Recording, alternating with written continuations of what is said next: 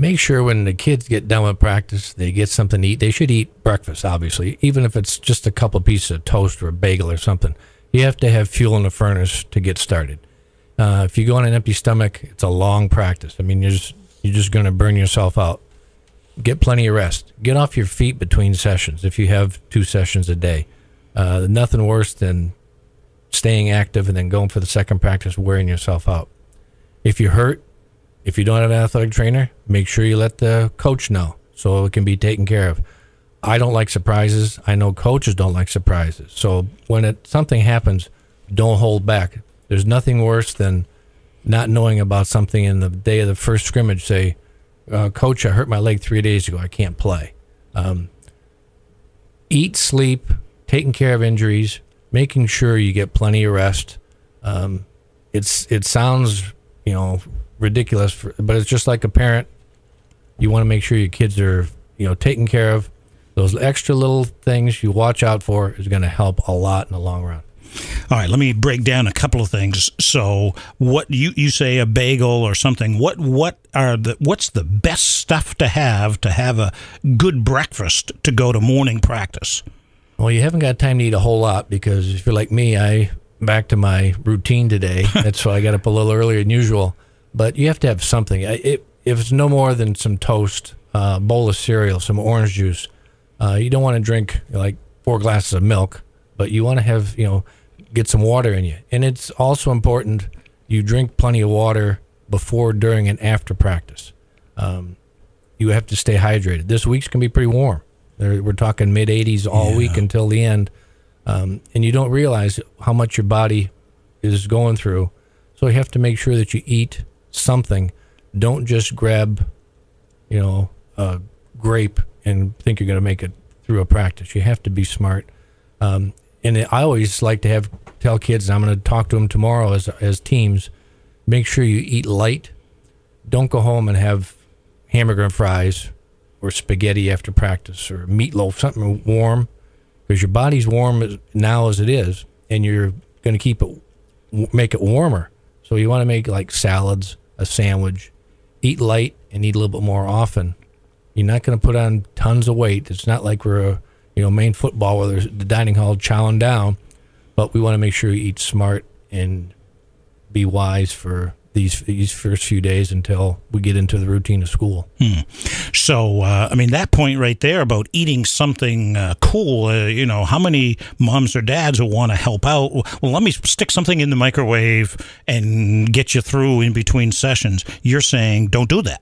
Right. You want sandwiches, salads, something it's quick and light and easy to digest.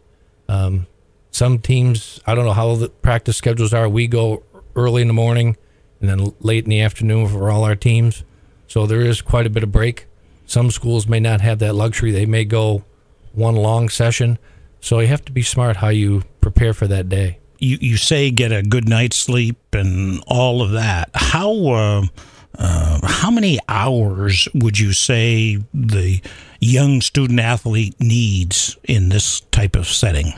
I would say at least 8, but I know how the nature of the beast is, that they stay up and they're on their phone and on their computers and doing all this other social media stuff. This is an important time now because you're trying to impress the coaches, you're trying to get a spot on the team, you're trying to get your body ready for the season. Sacrifice, get under the covers a little earlier than normal and get up. Don't just get up, throw some clothes on and go to practice. Get up.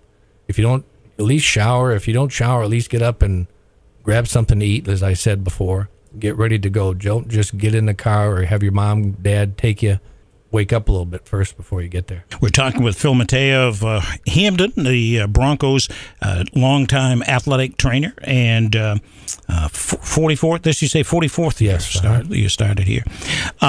So you've seen a lot of things or whatever. What would you say to the parents out there? Concussions, and we're really not talking just football here, right? Because soccer, right, is well known for concussions and all of that.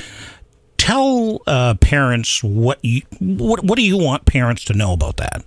We want to know if the son or daughter doesn't feel quite right, said they may have been hit in the head, They may have bumped their head against something. They may have run into somebody, and they get home after practice and they haven't told anybody about it yet. We need to know about it right away. The thing is we talk about our electronics and our social media and that stuff. The first thing I tell somebody when they get a concussion, or we suspect a concussion, is stop any electronic stuff. Don't watch TV. Right now, me looking at you, my brain is working. And we have to let that brain rest because you've had a brain injury. The thing is when we get into school, they'll start studying, and that sometimes we have to pull back on the studies. We may have to do some other things, rearrange their class schedule so they don't tax that brain too much till it rests and heals, and they'll be able to retake the impact test and be able to start some activity again. But it's basically rest, have them take a couple of Tylenol rather than ibuprofen, because Tylenol doesn't have aspirin in it. Say that again now. We want Tylenol. Take a couple of Tylenol if you have if you injured your head. Ibuprofen has a little bit of aspirin in it. We want Tylenol. Mm-hmm. And just basically rest and make sure we know about it ASAP. There's nothing worse than saying, well, I just got a little ding today, I'm okay, and then tomorrow try to practice, and now the headache gets worse, they get more disoriented, whatever the symptoms are, and now we're talking just like an ankle sprain. You hold back, and it's going to be that much longer to get back. We want the brain to rest and then return gradually to activity after all the symptoms subside.